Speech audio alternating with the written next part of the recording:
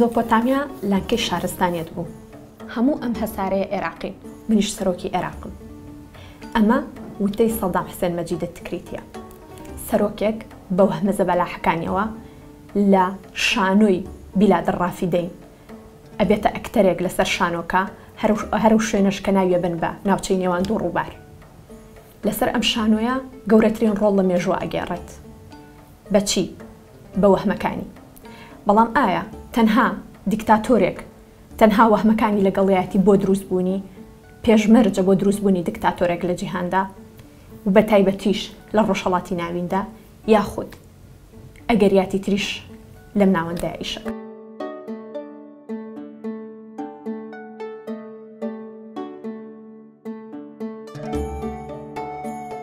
دیوی دووەمی مێژوو قسەکردن نابێت تەنها لەسەر یەک جانبی جیاوازی مێژوو، بەڵکو قسەکردنە بێ لەسەر دیوە جیاوازەکان، تەنها بایۆگرافیا نابێ، بەڵکو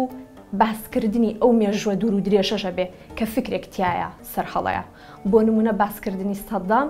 لە دیوی دووهەمی مێژووە لەو شوێنەوەیە کە دروستبوونی دیکتاتۆرێک لە ڕۆژهەڵاتی ناوەڕاستە تەنها پەیوەندیدار نییە بەو سەردەمەی خۆیەوە، بەڵکو زۆر بۆ پێشترە گەڕێتەوە. بەتایبەتی لە باسکردنی سەدام حوسێنە ئەبێ ئێمە بە تەواوەتی ئاگاداری فکری بەعسیزم بین. بۆیە بەبێ ئاگادار بوون لە بەعسیزم ئێمە ناتوانین قسە لەسەر سەدام حوسێن بکەین وەکو دیکتاتۆرێکی تۆتالیتار. بە هەمان شێوە جیاکردنەوەی ئەوەی کە لە مێژوودا کێ دیکتاتۆر بۆ کێ تۆتالیتار بووە جیاکردنەوەیەکی ئاسان نییە. ئەگەر ئێمە دیدی ئارێند بە نمونە وەربگرین، خۆی خودی سادەکردنەوەی ئەوەی کە کێ تۆتالیتارە ئەکرێ زۆر کێشەدار و ئاریشەدار بێ، چونکە بە درێژایی مێژوو دیکتاتۆرمان هەبووە. زۆربەی زۆری ئەو کەسایەتیانی کە لە مێژوودا حکومیان کردو کەسانی ئۆتۆکرات بوون، کەسانێک بوون خۆیان فەرمانیان دەرکردو و فەرمانەکەیان پێویست بۆ جێبەجێ بکرێت، خۆیان حکمیان داوە و خۆشیان بەهۆی دیاریکردنی یاخود بەهۆی وەرگرتنی هەڵە تێگەیشتنێکی مێژوویەوە زۆر کات کۆمەڵکوژی زۆر گەورەیان لە تاریخە کردو. بۆ نمونە ئێمە ئەتوانین نمونەی بەرجەستە هێتلەر وەربگرین کە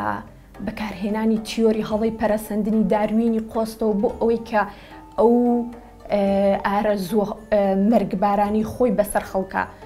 جێبەجێ بکات بۆ ئەوەی کە ڕەوتی مێژوو بگۆڕێت.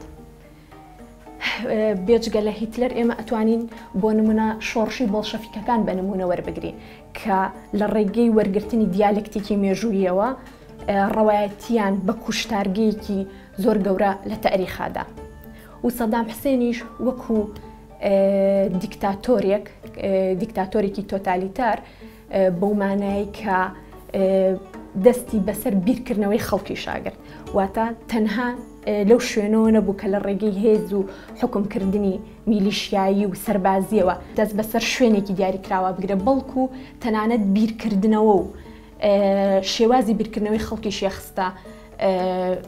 ژێر کۆنتڕۆڵەوە. ئەمە ئەکرێت جیاوازی حکوومەتێکی تۆتالیتار بێ لەگەڵ دیکتاتۆر. ڕەنگە ئەو حکوومەتانی کە دیکتاتۆر بوون لە جیهانە و جیهان بەخۆیەوە بینی بن تەنها لە ڕێگەی هێز و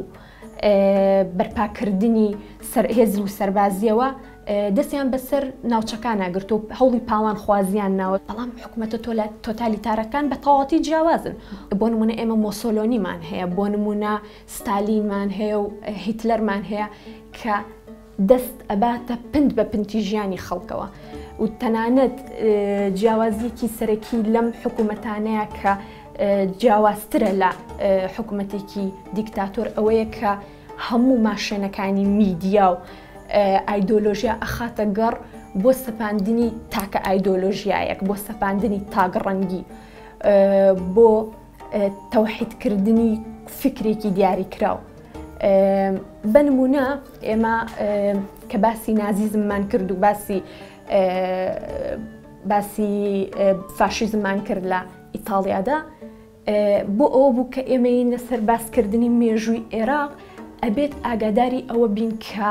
ئێمە زۆر پێویستە ئاگامان لە مێژووی عێراق بێت. بۆچی سەدام حوسێن خۆی بە نەبوو خەزنەسر ناوزەند دەکات؟ بۆچی سەدام حوسێن پێی وایە سۆمەر بۆی پێی وایە ناوچەی نێوان دوو ڕووبار بیلادڕافیدەین لانکەی شارستانیەتە؟ پاش تێپەڕینی چەندین سەدا هێشتا ئەو پێی وایە کە ئەم ئەکرێت سەرۆکی کۆی جیهان بێت. ئەمە لەو شوێنەوەیە کە ئاگاداربوونی مێژوو واتە دیوی دووهەمی مێژوو کۆمەکمانەکە بۆ وەڵامدانەوە واتە ئێمە تەنها وەکو ڕاپۆرتێک یاخود تەنیا وەکو حکایەتێک ناین مێژوو بگێڕینەوە مێژوو ئەگەڕینەوە بۆ خاڵەکانی دەستپێکردنی ئەو خاڵانی کە تایە فکرێک و ئایدۆلۆژیایەکی دیاریکرا و سەر هەڵەیە ئەم فکرە لە ڕێگەی گواستنەوەیەوە و لە ڕێگەی حربەکانەوە ئەچێ بۆ وڵاتەکانی تر و لە ڕێگەی ئیمپراتۆرێتەکانەوە بڵاوە بێتەوە وتیایە ئەتنیکە جیاوازەکان گروپە ئەتنیکە جیاوازەکان بۆ نمونە ئەوانی کە زمانی هاوبەشیان هەیە بۆ نمونە ئەوانی کە کللتوری هاوبەشیان هەیە تایە یەکان گیرە من و تایە هەوڵی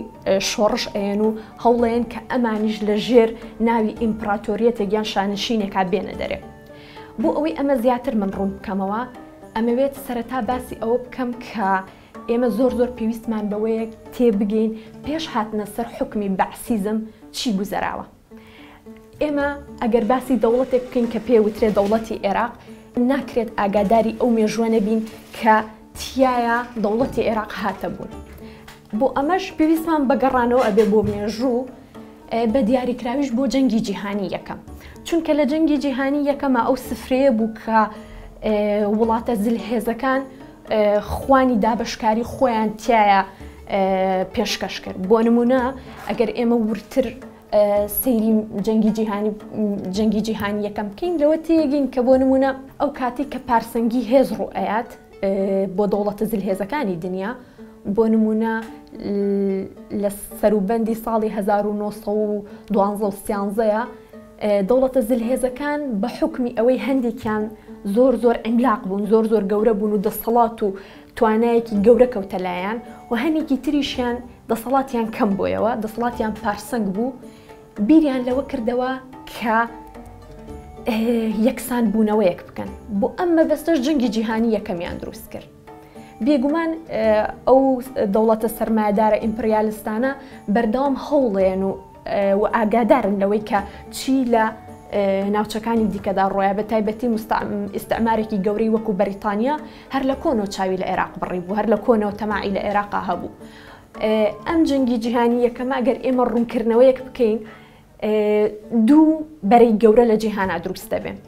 بەرەیەکیان پێیانە وترێت سنترال پاوەر واتە هێزە ناوەندیەکان لەگەڵ بەرەیەکی تر کە هاوپەیمانەکانن بەرەی یەکەمیان واتە هێزەکانی ناوەند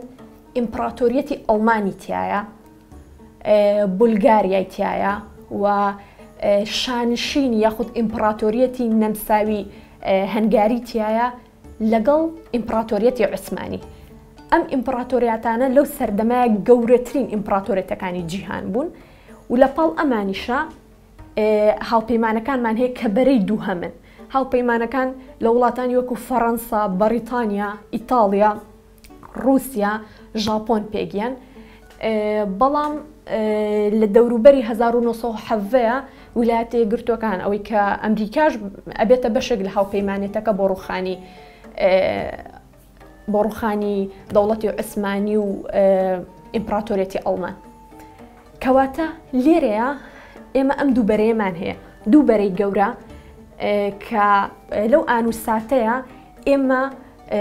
دەوڵەتی عوسمانی کە یەکێکە لەو ئیمپراتۆریەتانی کە لە هێزەکانی ناوەندا هەیە ئیمپراتۆریەتی عوسمانی هەموو ئەوانی کە بە وڵاتانی عەرەبی ناوەبرێن لەژێر دەسەڵاتیەتی و لەژێر هەیمەنەی ئەوان ئیتر بە عێراقی ئێستاوە بە ئێرانەوە بە ئەردەن و سووریا و مەملەکەتی سعودیە و لوبنان و هەموو ئەم ناوچانەیە و لەژێر دەسەڵاتی عوسمانیەکانن لەو سەروبەندەیە کە جەنگی جیهانی یەکەم ڕۆیات شۆڕشی عەرەبیش ڕوئات شۆڕشی عەرەبی لەو سەردەمەیە هەموو ئەو ناوچانی کە عەرەب نشینن هەوڵێن کە دەوڵەتێکی موحەدی عەرەبی دروست بکەن طبعا ئەمەش کەسێک کەسایەتێک کە ناوی حوسەین بن شەریفە لە هاشمیەکانە یعنی لە خلافەتی هاشمیەکانە بڕای بۆ کە یەکەم ئەبێ بە یەکەم خەلیفەی ئیسلام لەو سەروبەندەیە کە عوسمانیەکان لەگەڵ هاوپەیمانەکانە لە شەڕابن نامەیە کەنێرێت نامەیە گەنێرێت بۆ ئینگلیزەکان کە بەرەی دووەمە ئەمان لەژێر حکومی عوسمانیەکانە لەم نامەیە کە لە مێژوام نامێ زۆر بەناوبانگیشە تەوەزان نزیکی 12 نامێشتکی وایە ئەگۆڕنەوە لە نێوان خۆیانە لەم شوێنەیە حوسێن بن العەلی داوا لە یەکێک لەو ئەفسەرانەی ئینگلیزەکات کە شۆڕشی عەرەبی لە بەرچاو بگرن، واتە ئەگەر هاتوو بەرەی هاوپەیمانان سەرکەوتن وعدی ئەوەیان پێبەن یاخود پەیمانی ئەوەیان پێبەن کە بەشدارە بن لە دروستکردنی دەوڵەتی عەرەبی یەکگرتوو لە ڕۆژهەڵاتی ناوەڕاستە. بێگومان پەیماننامەکە بە ئەرێنی ئەشکێتەوە بۆ مانایی کە ئینگلیزەکان ئەم بەڵێنە ئەیان بە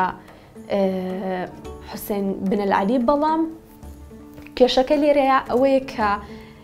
لە 1970 و کاتێک شۆڕشی بۆڵشەفیکەکان لە رووسیا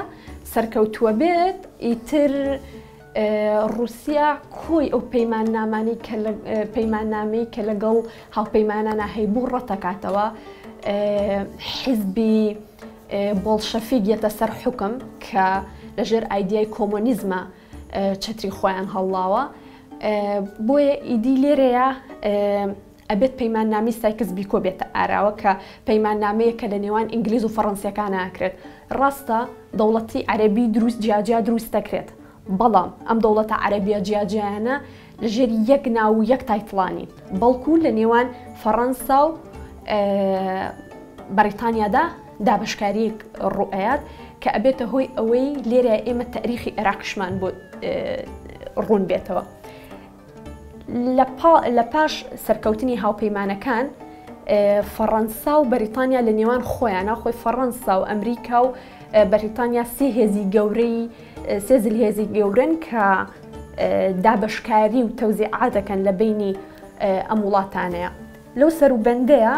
شۆڕشی عەرەبی کە لە کاتی ئیمپراتۆرێتی عوسمانیە زەبرێکی زۆرەیەن لە ئیمپراتۆرێتی عوسمانی. یەکێک لەو جەنگە زۆر بەناوبانگانش کە لە مێژووە هەمانە جەنگی عەقەبەیە کە تایە زۆر زەربە ئەیان لە ئیمپراتۆرێتی عوسمانی. بەڵام پاش ڕووخانی و کەوتنی ئیمپراتۆرێتی عوسمانی ئینگلیزەکان بیر لەوە ئەکەنەوە کە چەند ناوچەیەکی جیاواز دروست بکەن. هێشتاش ئەبێ ئێمە ئاگاداری ئەوە بین کە لەو سەروبەندەشە هێشتا شتێک نییە بە ناوی عێراق، دەوڵەتێک نییە بە ناوی عێراق، بەڵکو لە چەند ویلایەتێک پێکهاتووە: ویلایەتی مووسڵ، ویلایەتی بەغداد، ویلایەتی بەسڕە. ئەم ویلایەتەیە کە دواتر لە ژێر ناوی عێراقا کۆیانەکەنەوە و ئەیانکەن بێک. تەنانەت لە بەشێک لە ڕێکەوتن نامەکە سەرەتا مووسڵی شیتیانە. مووسڵ بەڵێنە درێک کە وەکو ویلایەتێک پێشکەش بە تورکەکان بکرێت، بەڵام دواتر لەبەر هاوسەنگبوونی ئەو مەزهەب و تایفە جیاوازانی لە ناوچەکەیە هەیە بڕیارە درێک کە مووسڵیش بخرێتە سەر عێراق.